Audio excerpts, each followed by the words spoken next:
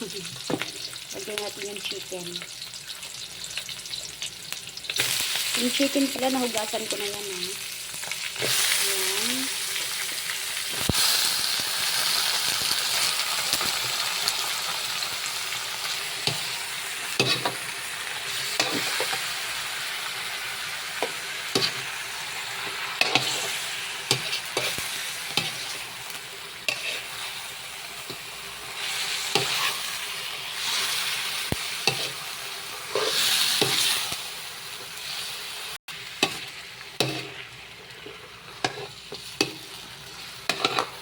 Maglagay tayo ng oyster sauce.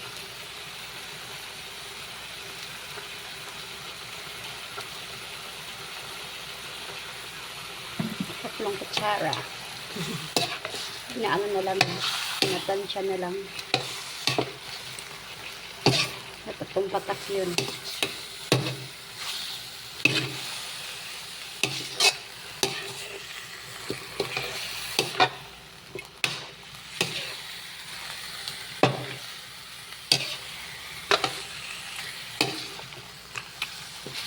Lagyan natin ng isang patak. Kasi parang konti lang yung ano natin. Masarap kasi yung oyster. Yan, nahalo na natin. Ilagay na natin yung ating toyo, soy sauce. Dalawang ano pala to. Dalawang luwag yung ganito. Kasi marami yung ating manok. Depende yun sa dami ng manok, no? Tsaka depende yun sa inyo kung medyo gusto nyo pula yung manok, no? Ayan.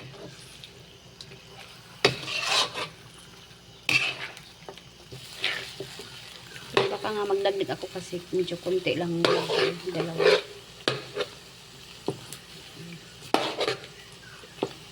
Ilagay na natin yung ating Knorr cubes. Yan. Ang ating seasoning na. Yan. Tunawin lang muna natin. Yan.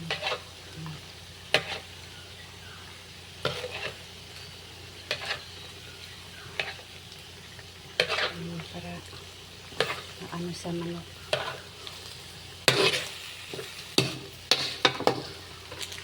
Isunod na natin yung isunod ang atong paminta, dahon at seasoning din natin yan. Pwede rin madigsarap, depende sa inyo. Ayan, dumikit, saglit lang. Ayan na, nalagay ko na yung ating seasoning na paminta, dahon at yung ating madigsarap seasoning mix. Kahit anong seasoning mix kung ano na. Minsan nagdadagdag pa nga ako ng bitchin. Hindi lang din. Kasi lasang bitchin. Masarap siya pag mayroon talaga nun. Huwag lang mong damihan. Nakaka-ano din kasi yun. So, ayan. Maglagay tayo ng suka. 2 kutsara lang to yung suka. Pampaano lang sa manok. Wala yung lagsa ba. Ayan.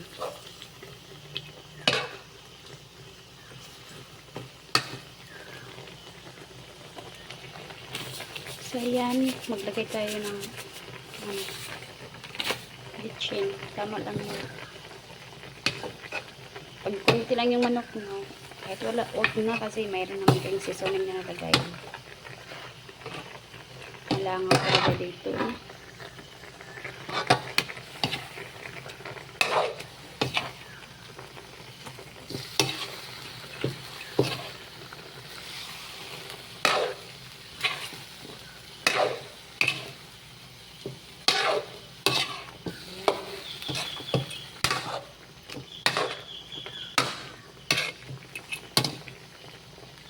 Hindi pala ako naglagay ng asin dito kasi medyo konti lang yung toyo natin. Yung ating soy sauce, magdagdag ulit ako ng isang ganito kalahati siguro. Yun, nagdagdag ako ng 1 kalahati.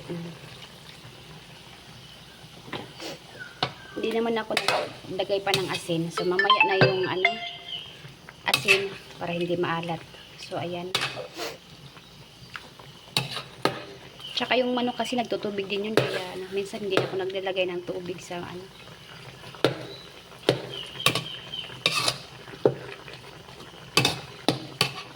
Lalo na ito, galing pa sa freezer to eh, kanina. Kasi lang guys, tatakpan na natin.